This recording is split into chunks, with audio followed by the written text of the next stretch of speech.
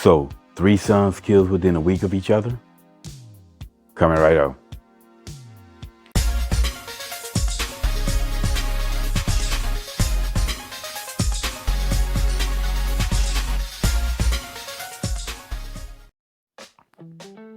What's up, y'all? Welcome back to Conversations, Logic, and Reason. And as always, I want to say thank y'all for joining me today. So we know that life is finite. It's something that we, as human beings, we know something that we live with. You know, we're born, we live, we grow, and we die. That's just what it is for human beings. We know this, and we have children and offspring to continue our species. Now, it's one thing if you live a nice long life, and that's really the idea. Is you want to have a nice long, fulfilling life. See, like say Queen Elizabeth, she died at the age of 96, and she seemed to be very beloved amongst her people. And although it was sad to see her go, but we understand this. However, when you see young children and youngsters are being killed because of tragic violence, that's a different story, And this is something that Black people, we have to deal with often, and especially the ghetto Blacks have to deal with such random violence that we see going on in the Black community, or that Black on Black violence that so many Black people just for some reason just want to ignore. And of course, because it doesn't fit the race narrative for a lot of these race hustlers. And a lot of the brainwashed Blacks who want to believe that we are victims in America. But it's one thing to lose a family member to that random violence, but imagine losing 3 family members to it. Well, that violent crime has left so many families reeling, and while some arrests have been made, giving families some closure, others are left in the dark. Well, that is the case for the family of Brian, Bradley, and Brandon Veal. An unbelievable story we told you about in Eyewitness News 1 year ago. 3 brothers murdered within 7 days of each other. Now, from the time of their murders in February of last year until today, the Metropolitan Crime Commission recorded nearly 300 more homicides, leaving the Veal brothers' father to wonder if he'll ever get justice in his son's brutal murders. Here's my special report, In the Dark, a family search for answers. What do you call a deer with no eyes? I don't know what you call a deer with no eyes. I have no idea. Silly kids. They were very silly. Yeah. They were a bunch of comedians. Yeah, they were just silly kids. More than 1 year after losing Brandon, Brian, and Bradley Veal in 1 week, their family is still in the dark. I was with my brother and we were out of town hanging out. We parted ways and my brother was driving home and I got a call. And he was very upset and he began to tell me what had just transpired with Brian. Brian Veal was shot and killed February 13th at Loyola and Washington in Central City. I actually got a call from my son because his brothers was on scene. Brian Veal, the middle child, was murdered on the corner of Washington and Loyola on February 13th of 2021. As their family says they always are, the brothers were together.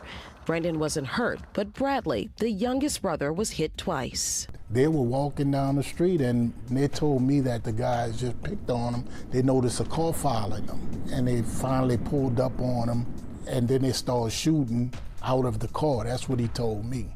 And when I talked with the detectives, that's the same thing. They said they had surveillance of the car pulling up and just shooting at them. This family joined the ranks of so many families across New Orleans, devastated and confused. A bond between the Veal brothers broken, with Brian's life ripped from them in front of their very eyes. But Brian's murder was only the beginning of what would turn into a heartbreaking week for the family. You lose one of your sons, and a week later, can you kind of take us back to that particular day? Earlier that day, my brother had gone up there to talk to his other 2 sons and the mother about getting everything finalized to bury Brian. And I had just sent them some money for them to eat that afternoon. My last words that I heard from them was, "We love you, Dad. Thank you, Dad. We love you, man. I'm sorry, man. I'm sorry." Their father says the 2 brothers walked to the bank after speaking with their dad and later to a local McDonald's to get food. And on their way back home to feed their mom and themselves, that they were murdered. They were ambushed. The father tells me detectives say a camera was also at the scene of that murder. Still, it wasn't captured. How do I say goodbye to what we had? A funeral for one within a week turned into a funeral for three. One that wasn't highly publicized out of fear. We were very limited who we invited. I hired Jefferson Parish just to make sure that we didn't have any kind of incidents there. Brandon, Brian, and Bradley's father recorded another video, one that he hopes to show one day to Brandon's son, capturing a moment their family may never forget, remembering 3 lives lost, one of those being his father's. Oh, wow. All right, little man. As his young life was just beginning.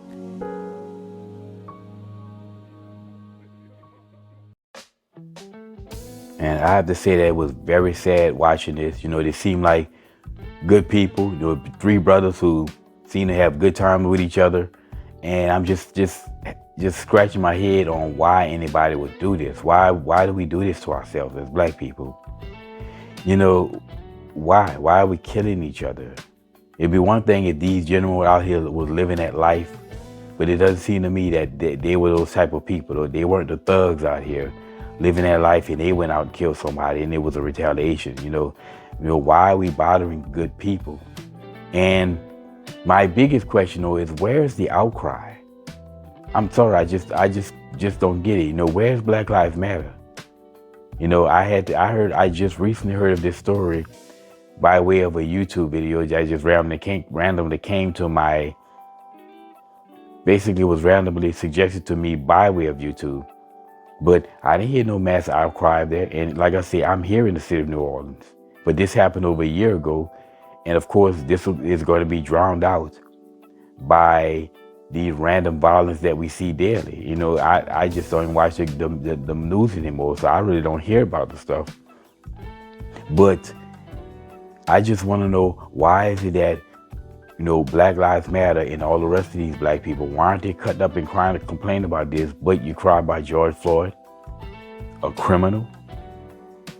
And I know people use the excuse, well, it was police officers. There's a different story between police and civilians. Okay, well, Ahmaud Arbery wasn't killed by police officers, right? Dylan Roof is not a police officer. When he wasn't a police officer, when he killed those black people in the church, those 9 black people in the church in South Carolina, right? Peyton Ginron, he's not a police officer. And of course, if you don't know who that is, Peyton Ginron was the white gentleman who shot the black people in the grocery store in Buffalo. Well, he's not a police officer, but he got national news. So why we have the outcry about those cases, but not these 3 gentlemen? And I can go on and on about the blacks who were harmed by white people, non-police officers, and that black folks cry about. But why aren't we crying about this situation, these gentlemen? It's just hypocrisy amongst black people. And there are so many blacks who've been so brainwashed by race that they can't function and operate on anything that's not race. And when race pops up, they will lose their mind and go crazy. But the random black-on-black violence that goes on in the black community daily, multiple times a day, nobody in one city, nobody has any problem to say with that. It's ridiculous. Anyway, that's my 2 cents on this whole argument. You know, my thoughts and prayers go out to the family, even though it's like a year late or something like after when I finally saw this particular case. But my thoughts and prayers go out to the family for their loss. I mean, the parents losing all 3 of their sons like this, that has to be traumatic. Again, losing one son, but losing all of your children. I can't imagine what they went through. And then within a week of each other, by random, nonsensical violence. Why, black people? Anyway, y'all, as always, until next time.